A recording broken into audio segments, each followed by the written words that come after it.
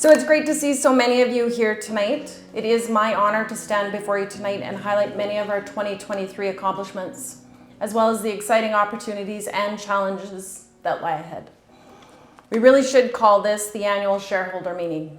You are investors in this community, and tonight is about showcasing and answering questions about that investment. Tonight I am joined by my council colleagues, Councillor Lang, Councillor Robinson, and Councillor Swenseed. They're standing at the back of the classroom. They're not keen about being at the front, apparently. Councillor Timachuk, Hemrick, and Hallmark send their regrets with other commitments this evening. I'd also like to acknowledge members of our town's administrative leadership team. I have CAO Elaine Vincent. Wow, I just about forgot her name. That's not a good sign that I'm nervous. Director Jeff Green of our Community Growth and Investment. Director Krista Mihailuk of Recreation and Parks. Director Jeremy Hewitt is at the back of our operations side of the equation. And I think that's my leadership team that I've got. Also in attendance tonight is some of our staff. Well, we've got lots of staff that are here. It's nice to see their faces. That will be presenting and answering questions on water and development. So I have, and I'm sorry if I miss anybody, I have Senior Planner Colin Gaynor.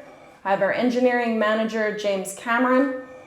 I have our planner Colton Nickel. And I feel like, water services key element I maybe shouldn't miss, Davey Robertson. And I think I got the key ones. If I missed anybody, you'll get a chance to meet them here later this evening. So reflecting on the past year, it's clear that Okotoks is not just a place on the map. It's a vibrant community of individuals who care deeply about the place we call home. Our journey as a community is marked by growth and change and the shared commitment to making Okotoks an inclusive and welcoming place for all. In last year's update, I spoke about maintaining our unique Okotoks vibe and our shared responsibility for building and maintaining community. Now, halfway into our term, we have seen some great accomplishments. But it is easy to talk about the accomplishments. Of greater concern for Council is the challenges we are facing and the difficult balance they create for managing taxes, day-to-day service level delivery, and our financial sustainability. So I hope over the next 20 minutes, maybe 25, give or take, or so, I will be able to help paint a picture for you that illustrates both of those things. Before diving in, I want to refresh your memory on the critical foundation of how we operate, the roles of Council and administration. Council comprises the governance arm of the Town of Okotoks team. Council is responsible for defining the what and the why for the town. We define the service levels you receive, approve rates and fees, create the policy framework from which our administrative team operates. It is Council's job to seek input from our residents, businesses, and others to determine initiatives that we need to move forward in order to best serve our entire community. The administrative arm of the town has a staff of approximately 300 people. It may surprise you that only one of those 300 employees works directly for Council. And that is our CAO, Elaine Vincent. Why am I having trouble with your name today? Wow. She manages our administrative team for the Town of Okotoks. And it is her responsibility to take the direction provided from Council and work with the administrative team to determine how they will best accomplish the plans and directives of Council. Our CAO and staff are our experts. They're members of our community and vital for the execution and delivery of the day-to-day services. They are also an integral part of advancing our strategic vision. So last year I shared details on our strategic plan. There are 5 pillars: responsibly managed growth, strong local economy, enhanced culture and community health, demonstrated environmental leadership, and organizational excellence. These areas of focus are intentional and designed to help us build a strong community that meets our needs today and positions us for success in the future. They are all interrelated and require us to evaluate our today's and tomorrow's with a wholesome view of opportunities and impacts. I'm now pleased to highlight some of our 2023 achievements, along with the initiatives we will be advancing in 2024. Responsibly managed growth. So this pillar has an impact on every other pillar in our strategic plan. We are and will continue to grow. Choosing not to grow is no longer a viable option. Currently, we're growing slowly. I'm going to say that again. Currently, we are growing slowly. I know it doesn't look or feel that way for many of you, but in this region, we are the slowest growing municipality. So as an example, last year, we had 130 new home starts in Okotoks, compared to the 1,100 new home starts in Airdrie. This is a key reason we all saw the significant increase in our assessment values this past year. Demand to live in Okotoks is exceeding the supply available. So our regional water pipeline will change the dynamic in the future, and we need to be ready for this, which is why our primary focus in 23 was advancing this pipeline. With escalating construction costs, we saw the province commit an additional 14.2 million of funding on top of their original 16 million. Just before Christmas, we have secured the final piece of land required, and we're currently in the process reviewing qualifications to construct our water intake. Still to come will be the design and build of our pipeline and a reservoir. This partnership with Foothills County includes 25 kilometers of pipe, an intake from the Bow River, a storage reservoir with a capacity of 300 cubic meters, or roughly 12 football fields at a depth of 5 meters. And we will connect to our water treatment plant and Foothills County's plant in Alderside. The pipeline will become operational in 2026, or at least that's the plan. I know last year, I think I said August of 2025. Because of construction and bidding, we are delayed, so we are very much on target for 2026. So one of our critical projects for 2024 is finalizing our growth study. This will give us the tools to assess growth rates against our community values, our goals, and our financial sustainability. We will evaluate the impacts of low, medium, and high growth scenarios to determine what serves Okotoks best for the short, medium, and long term. With growth, we will continue to see greater density, different housing options integrated throughout developments, more commercial nodes in neighborhoods, and an increased focus on people and not on vehicles. Our goal is to build complete communities that allow our residents to transition through all stages of their life, whether they choose to rent or own their home. While the physical appearance of Okotoks may look different, our values, hospitality, and sense of community should remain steadfast. This shared responsibility requires each one of us to be a steward of Okotoks' identity. It means embracing newcomers, extending a warm welcome, and actively participating in initiatives that promote inclusivity. Housing for all is and will continue to be a priority for this council. In 2024, we anticipate up to 153 purpose-built rental units opening in Darcy and Air Ranch.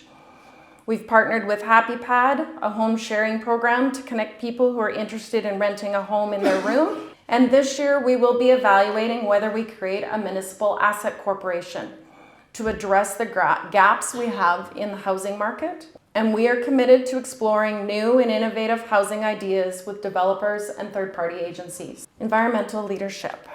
So to grow responsibly, it does require us to demonstrate environmental leadership. Water is a key element of that equation. 2024 is going to be a challenge for all of us in this community and every Albertan in southern Alberta, as we are facing a drought. Okotoks is a recognized leader in sustainable water management, and we will continue to lead through this drought. Our community understands water conservation. I'm pleased to share that Okotoks has achieved one of the lowest per capita gross water consumption rates in North America. This is through a diverse suite of conservation and efficiency programs like our outdoor watering schedule. Just on the outdoor watering schedule, Regardless of when we get the pipeline or when that starts, the outdoor watering schedule is here to stay in Okotoks. It's not going away. It is a staple of this community. So we'll put that out there. This lowest gross water consumption rates is something our community should be very proud of. And I'd like to point out that this accomplishment has not compromised the beauty of our community. I regularly hear how green our community is. Okotoks has one of the most complex water management programs in the province.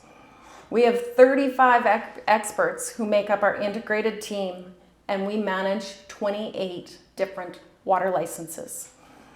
They provide everyone with clean drinking water, they maintain aquatic health in the Sheep River, they maximize every drop we draw from and return to the river, and balance new development against licensing and carrying capacity of the Sheep River. Water is a non-renewable commodity, and our team manages it that way.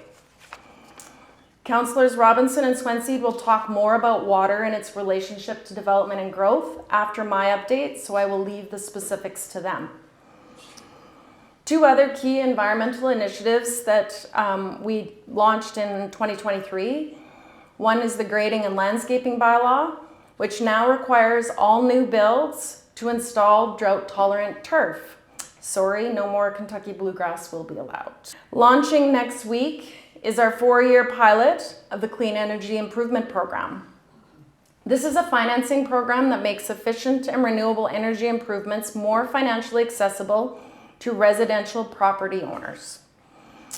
In 2024, we will also be reviewing our water shortage response plan, our outdoor watering schedule, and water rates. I encourage all of you to plan for the potential of a significant reduction in outdoor watering to manage this upcoming drought.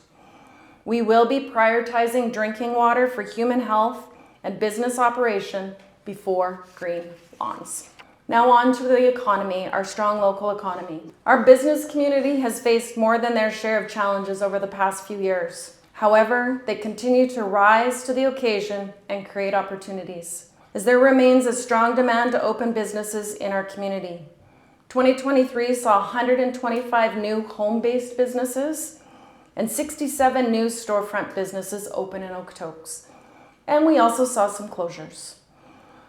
Our business community was very active this past year, engaging with the community and supporting community events. We had record participation in Light Up Okotoks, resulting in our biggest and best light up in the past 31 years. Arts and culture will continue to be an economic driver, along with process improvements. These were two strategic initiatives in 2023. We know that arts and culture promotes visitation, it contributes to placemaking, it's a key evaluation criteria for business site selectors, and it enhances business diversification. To help advance this, we created the Arts and Culture Activation Grant, which is designed to increase vibrancy in Okotoks by incentivizing the production of new arts and culture events. We launched Thursday nights at the Plaza events, which I'm pleased to say will continue in 2024. We hosted the 2023 Alberta Summer Games, which saw the creation of the Art Legacy Wall at the Rec Centre, the Music Festival at Ethel Tucker Park, and an economic impact of approximately $1.5 million. We conducted our first business satisfaction survey to better understand the overall business climate in Okotoks. While 84% of our businesses are satisfied with Okotoks as a place to own and operate a business, some consistent themes arose around permitting and launching a new business. This feedback supported work we had already started on process improvements. For example, we have automated our permitting process to streamline and improve our effectiveness and to provide more transparency to applicants. We also recently launched the starting a business process in our economic development department. The goal of this is to create a partnership between our economic development team and our business community to help them navigate the process to launch a new business or expand an existing business. As an organization, our goal is to be the easiest place to do business in Okotoks. To do business in Alberta. It's easy to be the easiest. Oh boy. Shopping local. So the other economic driver for us is each of you, our residents. Shopping local is not just a transaction. It's an investment in the heartbeat of a community. Our local businesses are the backbone of Okotoks, contributing to its unique character and charm. By choosing to shop locally, you're not only supporting the livelihoods of your neighbors, but also contributing to the economic vitality of our town. The dollars you spend here have a direct impact on the vibrancy of Okotoks. Having a large business base is a financial benefit to residents. For every dollar you as a resident invests in property tax, our business community invests $1.60. To keep and grow our business community, it is necessary for us to support them. Research shows that spending $100 at a local small business recirculates $63 into the local economy. So my New Year's challenge for Okotoks residents is for every household to commit to shifting, not new, shifting $500 of spending from online retailers or outside of Okotoks purchases to an Okotoks business. If every household makes this commitment, that would be a $5 million investment into our community. Growing our business community and diversifying to more manufacturing and light industrial is also key to our future financial sustainability. 2024 will see the start of some downtown redevelopment with a focus on parking and underground infrastructure, an economic development strategic plan, and we're pushing very hard to have the 338 interchange included in the 2024 provincial capital plan. Moving on to culture and community health. Council is committed to increasing and improving the way in which we have conversations with our community. We have expanded our public participation processes to help us gain better data and input on what matters to you. Your voice matters. It helps shape the decisions we make as a town and alignment with the values and aspirations of our community. 2023 saw us take big steps on our truth and reconciliation journey. I was transferred the rights to a traditional Blackfoot painted lodge, the teepee, on behalf of the Okotoks community, and given a Blackfoot name, Okotokiaki, meaning rock woman. That is my only Blackfoot language, but I've finally got it down. Our teepee has created a safe and ethical space for knowledge sharing, storytelling, and having meaningful conversations. We also unveiled a temporary memorial site for residential school survivors and missing and murdered Indigenous women and girls.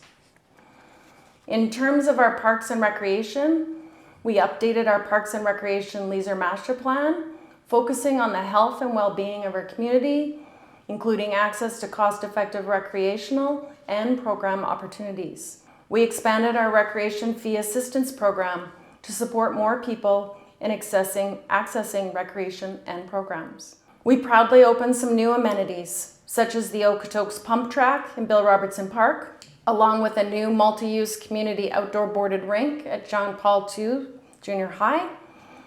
We added slackline poles and a new Indigenous focused playground into Ethel Tucker Park. We also recognized the increasing demand for pickleball and pivoted to offer indoor pickleball amenities at Foothill Centennial Center. We approved a site for a new pickleball and tennis facility, which will have 1 indoor and 2 outdoor tennis courts and approximately 12 indoor and 12 outdoor pickleball courts. We hope to see the initial phases of this project this coming year. Howard Park was approved as the location for a new skate park, which is scheduled to begin construction this year. I encourage you to watch for upcoming design engagement sessions in the next few months. 2024 will also see us begin the design discussion on our recreation center expansion. Now that brings me to organizational organizational excellence. This brings me to our final pillar. And this pillar is the glue that holds everything together. There is a role for council, administration, businesses, and our residents, and without all of us participating, we will not deliver on community expectations. Financial sustainability, service levels, community investment levels are the key drivers behind everything that occurs in Okotoks. One of Council's roles is assuring that we are achieving our organizational performance goals. Early in this term, we knew we needed more data and better metrics so we could make informed decisions. So we have invested in those skills throughout the organization. We also pushed for a better understanding of the services we provide to the community, what utilization and impact is of that service, and the delivery cost. This has resulted in a clear line of sight on what we deliver. We have started measuring performance on these deliverables to determine if we are achieving our expectations. The 2024 budget saw Council adapt and make changes because of that data. The town is facing many of the same challenges as you. Inflation, last year it was about 3.3%. Rising costs, supply chain disruptions, demand for housing, highly competitive job market, all of which are creating affordability challenges.